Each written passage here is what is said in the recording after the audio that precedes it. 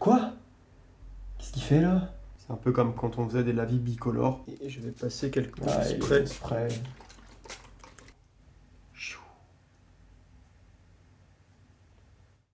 Hello, hello, bienvenue dans la vidéo détente du mercredi. Alors aujourd'hui, ce qu'on va faire, c'est qu'on va voir la première version de la vidéo de dimanche sur la colline. Donc cette aquarelle-là, je vous rappelle. Et donc ça, c'est pas la première version, il y a eu un premier essai filmé, qui est ceci. Voilà. Donc bien raté, surtout quand on sait que la version brouillon, enfin la version test rapide pour valider le concept, quoi, c'était ça. Et en fait, tout le problème, c'est que ça, c'est beaucoup trop réussi. Et j'arrive pas à refaire la même chose en grand format pour vous le filmer. Et donc même la vidéo de dimanche, en soi, elle est un peu... enfin, elle n'est pas ratée, mais celle-ci est moins bien que la première, quoi, il n'y a pas photo. Donc aujourd'hui, nous allons voir ensemble à quel point j'ai raté celle-là. Pourquoi je l'ai ratée? Alors pour un peu de contexte quand même, en fait celle-là je l'ai réalisée et filmée après 2 semaines sans peindre quasiment. J'étais super occupé là.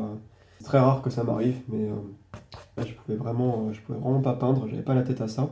Mais donc du coup c'était pas des conditions idéales parce que d'une part c'était une reprise après 2 semaines sans rien faire. Et ensuite j'étais un peu stressé parce que je filmais le samedi pour essayer de la sortir le dimanche. Bon au final ça n'a pas fonctionné et on a obtenu ce résultat-là. Donc une reprise difficile et c'est toujours dur et décourageant quand c'est raté à ce point, surtout sur une vidéo qui se veut facile, quoi. Moi je vous le vends comme un paysage facile sur voilà, des fondamentaux que je suis censé maîtriser. Euh, bon, bah apparemment c'est pas forcément le cas. Et c'est vrai que j'aime pas trop dire que les choses sont faciles parce qu'en vrai il n'y a rien qui est facile. Après, dans le titre je mets facile parce que forcément c'est un mot-clé qui va inviter les personnes à cliquer sur la vidéo. Mais bon, c'est pas si facile que ça, il n'y a rien de vraiment facile en réalité. Allez, donc on y va, paysage facile de colline, première version ratée. Voilà, j'ai bien fixé ma feuille avec la technique qu'on a vue. J'avais pris beaucoup de temps pour bien fixer la feuille, faire les choses dans les règles de l'art, bien proprement. Alors il faut savoir que j'ai choisi un papier cellulose. J'avais hésité, mais je me suis dit, allez, c'est ce que je vous conseille dans l'introduction sur les fondamentaux. Je vais essayer de jouer le jeu. Mais bon, je suis passé au papier coton quand même pour celle-là. À savoir que ça, c'est fait sur papier cellulose. Donc, le papier, c'est pas forcément une excuse. Vous voyez que c'est un format assez grand. Là, j'ai envie de me faire plaisir. Vous pouvez prendre le format que vous voulez. Et j'ai à peu près tout ce dont j'ai besoin à portée de main. J'ai des pinceaux, un pinceau, 2 pinceaux. Alors, retenez bien ça. Je vais utiliser celui-là parce qu'il est gros. Effectivement, vous voyez que j'ai aussi choisi un format grand en fait. C'est un format plus qu'A4 finalement ça. Et c'est pas si évident en fait de passer d'un format moins qu'A5, quasiment A6, à un format A4. Et donc oui, effectivement, c'est une très bonne idée d'utiliser un gros pinceau. Et ce gros pinceau-là est parfaitement adapté pour ce format. Et en fait, je vais utiliser celui-là qui est gros parce que j'ai une grande feuille. Ça sera un peu plus facile. Au niveau des couleurs, je vais utiliser seulement 4 couleurs. Jaune citron, ocre jaune, bleu outremer et bleu de phthalo. Donc vous pouvez prendre les couleurs que vous avez. En fait, le jaune et le bleu, ça me permettra de faire un beau vert. Donc si vous avez déjà un vert assez flashy, vous pouvez l'utiliser. Je sais plus ce que j'avais utilisé pour celle-là. On a un beau vert là quand même. Si j'avais fait un mélange ou si j'avais utilisé le vert anglais clair. Pour faciliter les choses, pour celle-là, j'ai utilisé le vert anglais clair, qui est ici. Mais on peut parfaitement le mélanger, il n'y a aucun souci. Par exemple, si vous avez quelque chose comme ça marche aussi. De l'ocre, donc un jaune chaud, et puis l'outremer. Normalement, vous en avez toujours de l'outremer dans vos palettes. Voilà, c'est pas grave si vous n'avez pas exactement ces couleurs, bien sûr. L'outremer a quand même un problème, c'est qu'il granule. Vous le voyez bien, ici. On voit la granulation dans le ciel, ça c'est pas de ma faute, c'est vraiment de l'outremer. J'en ai un peu marre, je vous avoue, de l'outremer qui granule.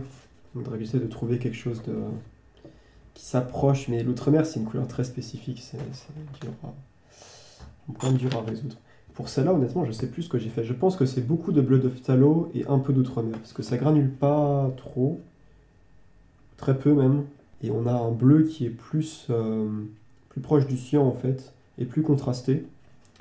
Quand vous voyez les deux comme ça. Bon, ça, je pense que c'est assez subjectif. Moi, je préfère celui-là de ciel. Vous pouvez vous adapter. Et en face de moi, du coup, j'ai déposé dans cette palette des petits échantillons de ces 4 couleurs ici et ici. Et en face, j'ai mon modèle. Donc c'est quelque chose comme ça qu'on va essayer de faire. J'avais fait déjà un premier test au brouillon. Et d'ailleurs, je vous conseille, encore une fois, hein, de faire d'abord un test très rapide au brouillon pour éviter d'avoir à tout préparer comme ça prend du temps, 5 minutes de préparation, et si vous vous ratez dès le début, après c'est décourageant. Donc je vous conseille comme ça de vous entraîner, de faire un premier brouillon qui n'est pas voué à être réussi, mais juste pour avoir des réflexes et puis se mettre en confiance, quoi. C'est tout le problème, c'est que ce brouillon qui n'était pas censé être réussi, est particulièrement réussi. Et donc ensuite vouloir refaire exactement la même chose. Vous savez que l'aquarelle, surtout c'est la vie dynamique, on ne contrôle pas les choses. On ne contrôle pas les choses. Et finalement, c'est un des gros problèmes que j'ai eu, surtout sachant que j'avais pas peint depuis 2 semaines, j'avais plus les bons réflexes. J'ai trop voulu refaire ça exactement. Je l'avais même devant moi en fait, ça. C'était vraiment mon modèle. Et c'est pas possible en fait, je peux pas refaire ça exactement. Si j'essaye vraiment de refaire les mêmes patchs blancs dans le ciel, les mêmes lignes, etc., je vais juste revenir trop de fois, je vais juste surtravailler les choses et j'arriverai jamais à refaire les mêmes effets. Ces effets-là, ils sont spontanés, c'est ça qui font leur beauté. Donc la seule manière de les refaire ou de faire quelque chose de similaire, c'est juste de répéter les tentatives encore et encore. Vous voyez qu'en partie, il y a pas mal de choses qui ne vont pas dans ce que j'ai fait, vous le verrez, mais en partie, ce qui ne va pas là-dedans, c'est que j'ai trop retravaillé, trop repassé, parce que j'avais ce modèle-là en tête et je voulais refaire celui-là. Après, je pense que c'est quand même un bon conseil, notamment quand vous suivez un tuto, de faire quelque chose de rapide au brouillon avant de passer à quelque chose d'un peu plus abouti. Ça vous permet d'assimiler un peu les notions, de savoir exactement ce que vous allez faire pendant le tuto. Vous allez assimiler les choses plus facilement comme ça. Et comme je le dis, ça évite de perdre du temps à préparer le papier, etc., à le scotcher, pour se rater ensuite 5 minutes après. C'est un peu dommage et décourageant. Au niveau du dessin, ça va être très simple, hein, bien sûr, puisque si on suit la logique, on est encore dans un module où on n'a pas vu de dessin du tout. Donc on va juste faire des lavis, mais on va juste faire 2 collines. Donc une colline comme ça qui descend. C'est marrant parce que le dessin, il y a 2 traits, mais je l'ai raté. Les collines sont beaucoup trop hautes. Il faudrait qu'elles soient un tiers. Plutôt comme ça. Et quand vous regardez celle-là, la colline n'est pas très ronde. Hein. C'est quasiment, enfin c'est pas horizontal, mais c'est un trait assez rectiligne, c'est pas arrondi. Quelque chose que j'aime pas dans celle-là, c'est que la colline est trop ronde. L'arrondi comme ça. Je pense qu'on gagnerait en dynamisme en faisant juste tchac, un trait comme ça. Oui, et là j'ai une super idée. Je me suis dit, ouais, mais ce paysage-là, il est beaucoup trop simple à faire, beaucoup trop minimaliste, ça va pas vous intéresser. On va rajouter quelque chose, on va rajouter un chemin. Bah oui, un chemin, c'est vraiment facile à faire. Ça ne demande pas du tout de notion, de perspective, de profondeur. Si le chemin vous le sentez pas, c'est pas grave, hein, vous pouvez aussi faire sans le chemin. Faites sans le chemin. Vraiment, faites sans le chemin. Le chemin n'a aucun intérêt. Et donc là, l'idée, ça va être quoi? L'idée, ça va être de faire un lavis inhomogène dynamique dans le ciel, comme vous le voyez ici. Donc on va faire un peu n'importe quoi en laissant du blanc, et ça va nous donner des nuages. Et ensuite, au niveau du sol, on va faire un lavis bicolore, aussi dynamique. On va faire du vert et du jaune, on va s'amuser à faire un peu n'importe quoi. Plutôt du jaune au premier plan et du vert à l'arrière-plan.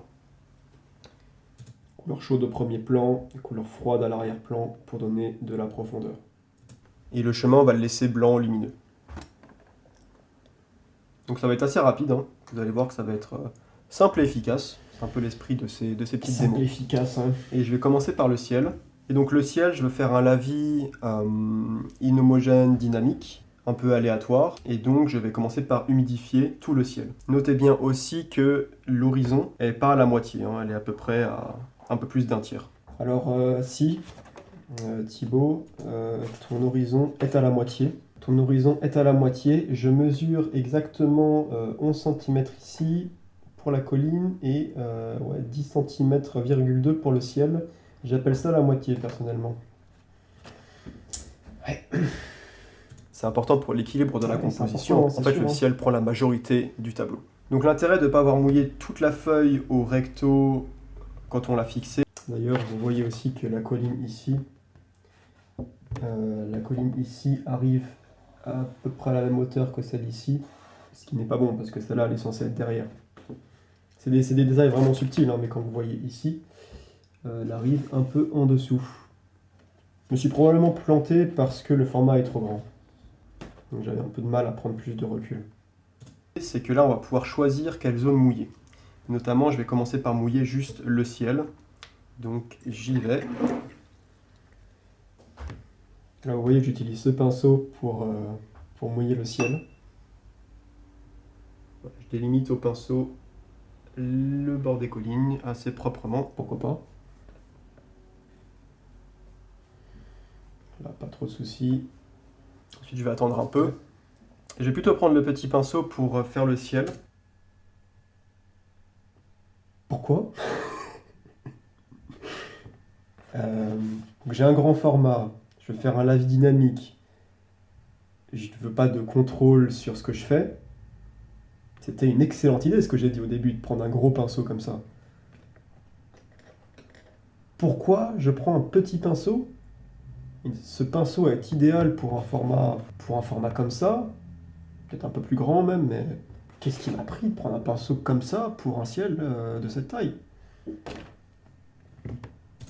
Parce que je veux des mouvements dynamiques à des petites échelles, pas sur l'ensemble du ciel. Ouais, okay. Si je devais faire un lavis uniforme, je prendrais le gros pinceau, ça serait beaucoup plus facile.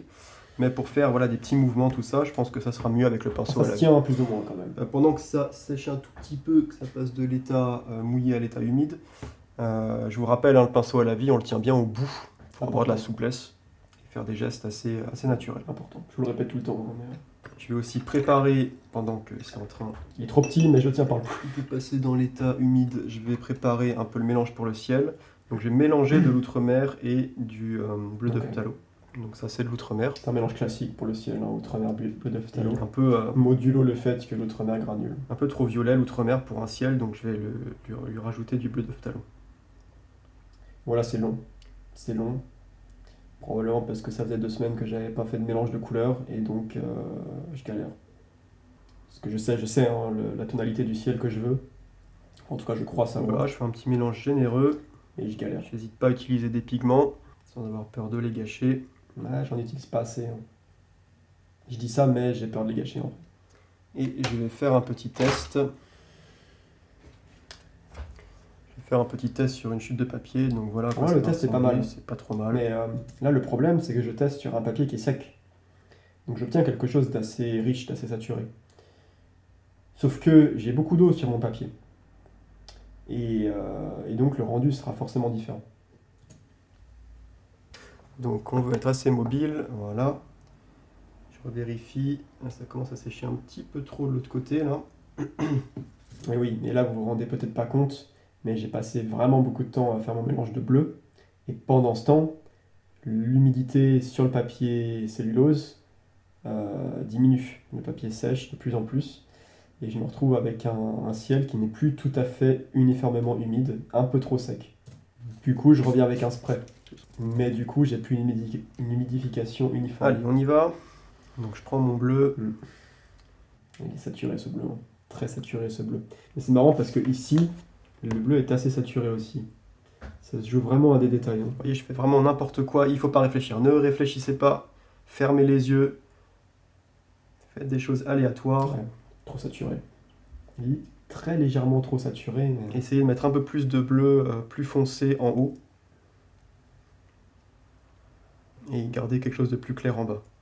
Et là, je vous dis ne réfléchissez pas, mais en réalité, je réfléchis beaucoup trop parce que j'ai ce modèle-là sous les yeux et j'essaie vraiment de refaire ce modèle-là. Vous le voyez très bien, j'apporte beaucoup de pigments dans ce coin-là parce que je voudrais avoir ce même contraste.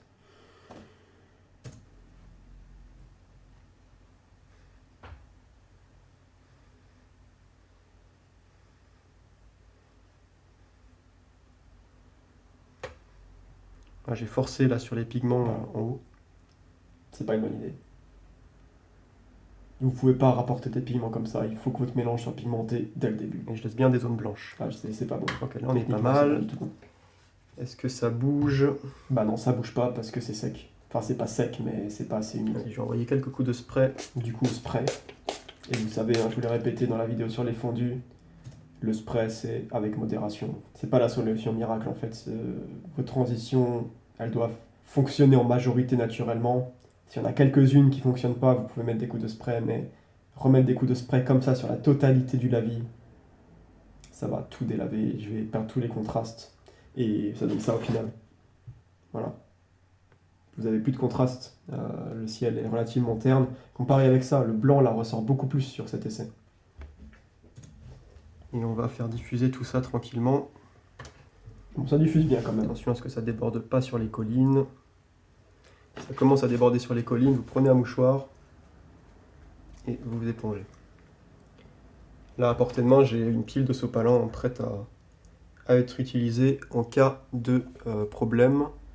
Voilà, ça doit être flou. Je vais vous remettre le focus automatique. Il y a ça aussi à pas oublier. Hein. C'est filmé pour un tuto sur les fondamentaux. Donc j'ai la pression. J'ai la pression parce que la série des fondamentaux, c'est vraiment un truc où je suis censé maîtriser ce que je fais. Donc il faut que ça soit, entre guillemets, parfait. Je ne vais pas faire d'erreur. Je vais vous expliquer les choses le plus clairement, pédagogiquement possible. Donc vraiment vous montrer tout ce que je fais. Et c'est dur de faire en temps réel la peinture d'un ciel comme ça spontané, tout en m'assurant que la caméra filme bien, que la mise au point est correcte, et qu'il n'y a pas une moto qui passe dans la rue pendant que je parle. Ça rajoute quand même une difficulté supplémentaire, c'est sûr. C'est pour ça d'ailleurs que, vous en êtes sûrement rendu compte, hein, pour la vidéo de dimanche, celle-ci, je me suis concentré à fond. J'ai pas commenté pendant le processus, j'ai commenté après en voix off. On perd un peu de spontanéité dans l'interaction du coup, mais c'est quand même plus facile pour moi.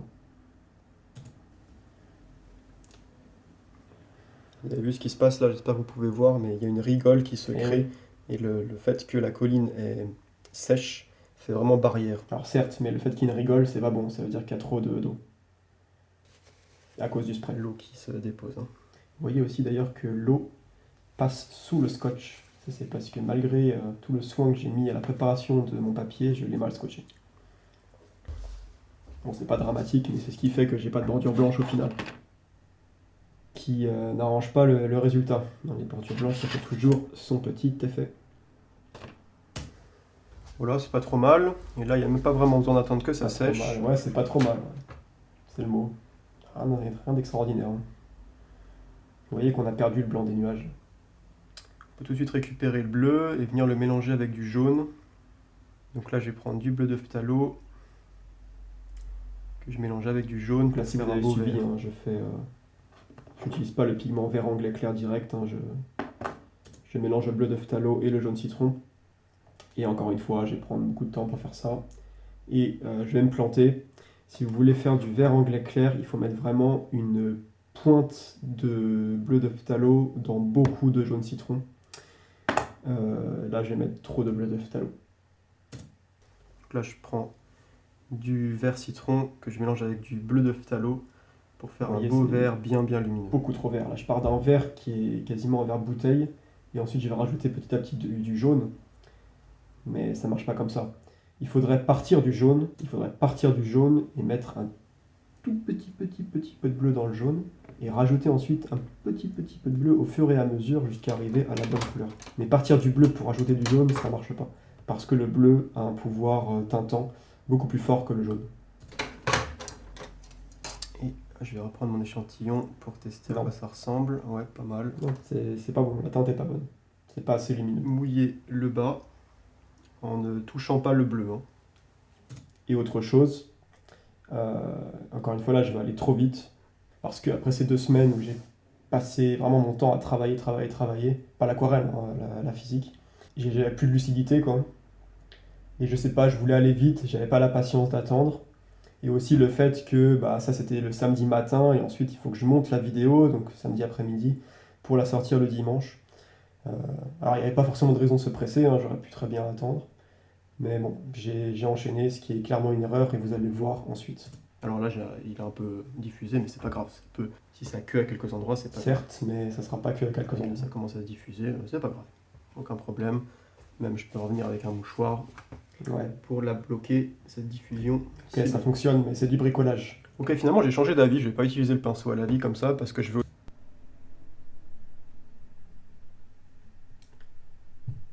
Parce que. Aussi un lavis assez dynamique en bas, donc un petit pinceau, ça sera peut-être mieux. Toujours pour faire des effets un petit peu aléatoires. Alors là, c'est pas totalement aléatoire, c'est un lavis dynamique directionnel. Donc, je vais commencer par cette colline. Et regardez, je vais faire des gestes comme ça.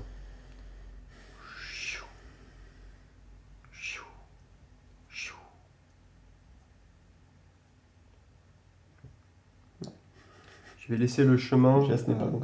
Si vous regardez ça, le geste est beaucoup plus simple en fait. C'est vraiment la vie directionnelle, comme ça.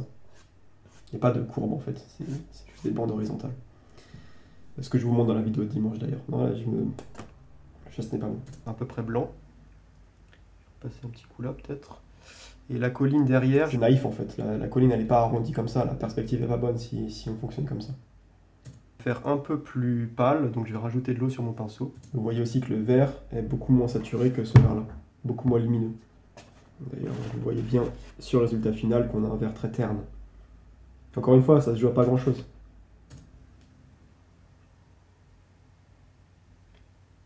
Là, vous voyez que j'ai fait un truc pas mal. C'est que j'ai laissé une bande blanche entre le haut de la colline et le début du ciel.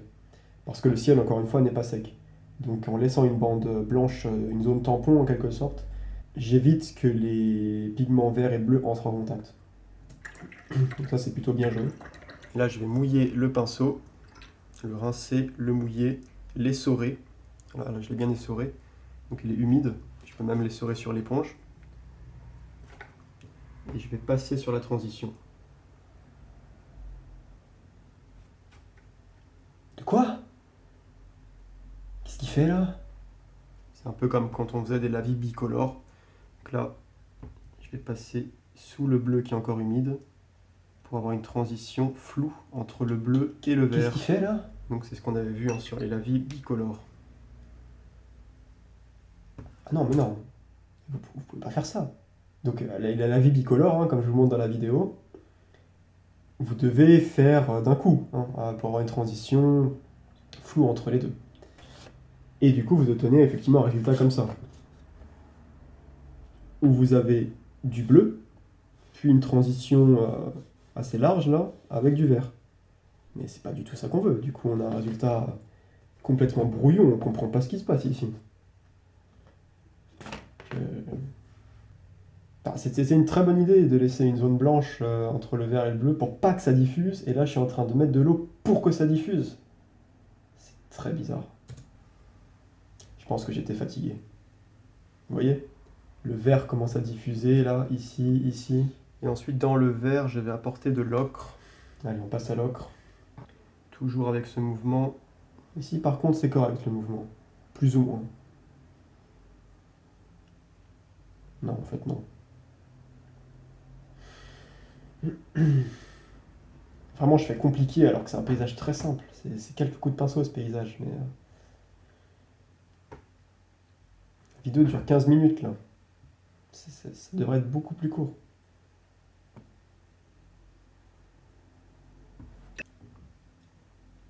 Qu'est-ce que je fais? Et je vais passer quelques sprays pour avoir une direction plus naturelle ici. Résultat délavé. Résultat délavé partout. Trop d'eau, trop de spray.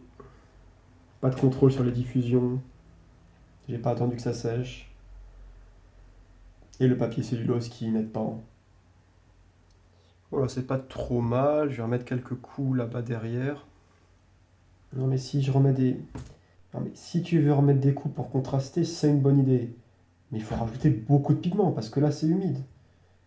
Donc, alors d'une part, ça va être n'importe quoi parce que là tout est humide. Le premier plan, la colline, donc tout va diffuser partout. Il n'y aura pas de transition nette et donc peu de contraste.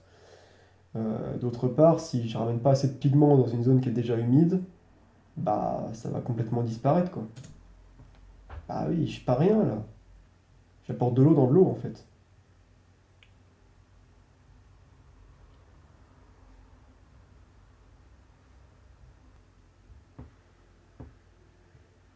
là, il faut...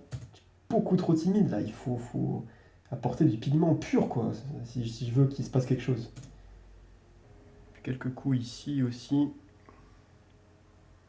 Après là, c'est une question d'équilibre et puis il faut savoir s'arrêter aussi. Voilà, donc là, quand je dis ça, j'essaie de me persuader que c'est pas si mal et qu'on va pouvoir sortir la vidéo quand même. Non. À tes souhaits. Ok, et sur le chemin, je vais passer voilà, le fameux chemin. Encore une fois. Pas si mal ce chemin. Et je me dis pourquoi pas un petit coup de terre de sienne. Ouais. Pourrait créer un peu de texture en fait. Bah oui, hein, pourquoi faire simple quand on peut faire compliqué? Rajoutons un chemin en perspective avec de la texture. En faisant des petits... En plus c'est bien pédagogiquement, on vient juste de voir un module sur les lavis. Le module sur la perspective, enfin le dessin, ça sera en 2025 probablement. C'est le module 8 je crois, c'est l'un des derniers. Et les textures, ça sera après les valeurs. Donc, c'est en terre de sienne qui vont diffuser ensuite. Très loin de voir ces notions. Hein.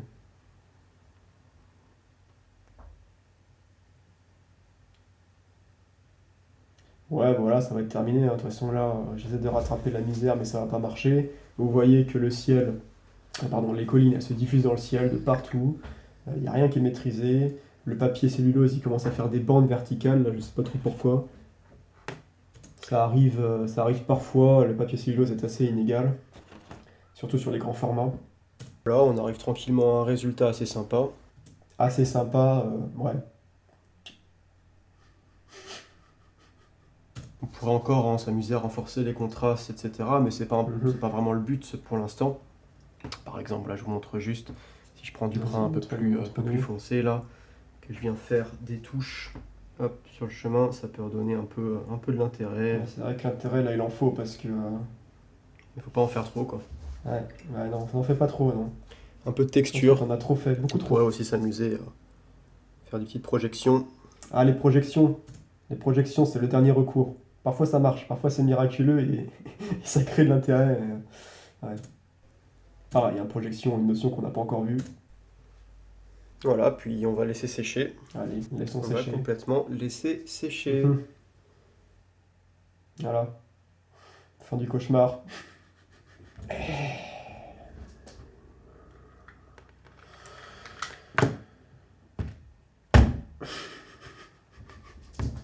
En plus, c'était la vidéo qui était censée me remettre dans le bain après 2 semaines sans rien faire.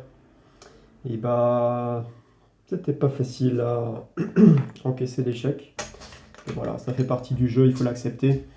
Et c'est une belle leçon finalement, parce que ce paysage, il est simple, effectivement. Je vous assure qu'il est simple. Il est simple si on ne cherche pas à faire compliqué. Si on garde la spontanéité, si on fait que quelques coups de pinceau, avec un pinceau assez gros, c'est un paysage qui peut très bien rendre. Mais c'est aussi de l'aquarelle. Donc parfois ça marche, parfois ça marche pas. Là, il y a clairement des erreurs techniques hein, qui vont au-delà de juste l'aléatoire de ça a marché ou pas. Après, sur ce que j'ai fait dimanche, là, le ciel, je le trouve un peu moins bon. Et là, pour le coup, c'est pas forcément une erreur technique. Ça peut être juste... voilà. Là, j'ai eu beaucoup de chance, je pense, sur celui-là. Beaucoup trop de chance. Et du coup, je suis frustré parce que je n'arrive pas à refaire ça. J'espère que ce ne sera pas la même chose avec les suivants. Je vous ai prévu 3 paysages pour les fondamentaux. Et le suivant, donc qui sortira peut-être dimanche prochain, ça sera celui-là. Inspiré, hein, si vous vous rappelez, du tuto sur les lavis bicolores, dégradés nuancés. Donc on fera un dégradé nuancé lisse dans le ciel et volontairement texturé dans l'eau pour avoir une espèce d'ambiance coucher de soleil comme ça. Mais j'aime beaucoup ce premier essai, qu'évidemment je n'ai pas filmé.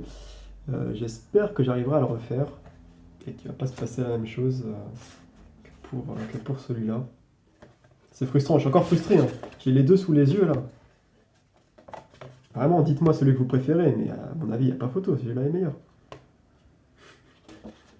Après, je ne peux pas me permettre non plus d'en refaire 60. Mais bon, c'est frustrant. Et la semaine d'après, on fera quelque chose avec un peu plus d'éléments, donc un paysage avec la mer et la plage. Où on verra voilà, la vie dynamique directionnelle, dégradée, patchwork, il y a pas mal de choses. Là, pour le coup, ça peut pas être raté par rapport à celui-là, parce que celui-là, la composition n'était pas bonne. Donc, j'ai, de manière barbare, refait le dessin par-dessus. Donc, ça sera pas mal. Alors, moi, je suis à peu près sûr que le résultat final du tuto sera meilleur que le modèle initial. Mais ouais. Voilà, j'espère que ça vous a amusé, que peut-être vous avez appris 2-3 petites choses. Et surtout, gardez en tête que ça arrive à tout le monde de rater. Et gardez toujours en tête, prenez conscience que ce qu'on vous montre sur YouTube, ce qu'on vous montre sur Instagram, c'est ce qu'on réussit. On vous montre que ce qu'on réussit.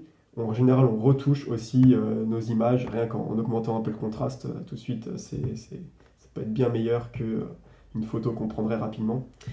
Donc méfiez-vous, qu'on vous montre sur YouTube, Instagram, ce n'est pas la réalité. Et de manière générale, évitez de vous comparer, surtout aux autres. Ne vous dites surtout pas, ah mince, moi cette semaine j'ai raté 5 trucs, j'en ai à peine réussi une d'aquarelle, alors qu'un tel sur Instagram a publié 5 aquarelles magnifiques dans la semaine. C'est vraiment pas la bonne attitude à avoir. Si vous voulez vous comparer, comparez-vous à vous-même il y a un an par exemple, et là c'est une bonne démarche. Vraiment comparez-vous pour évaluer votre progression, et ça aura forcément un impact positif parce que je suis sûr que vous progressez. Après, dans ce genre de cas de figure, là, je me compare avec moi-même et c'est difficile parce que dans un délai de quelques semaines, finalement, entre celle-là et celle-là, eh ben, j'ai régressé. Et pourquoi j'ai régressé? Parce que j'ai passé 2 semaines sans peindre, voire même un peu plus, hein, parce que vous savez qu'avant j'étais au Japon, tout ça. Enfin, il y a eu l'été entre les deux, quoi. Et donc, le rythme était moins soutenu. Et la seule chose que vous pouvez faire pour régresser, c'est finalement de ne plus peindre. Donc, peignez régulièrement et ne vous prenez pas la tête à vous comparer avec les autres. Merci d'avoir suivi cette vidéo et à dimanche pour donc, j'espère, ce paysage.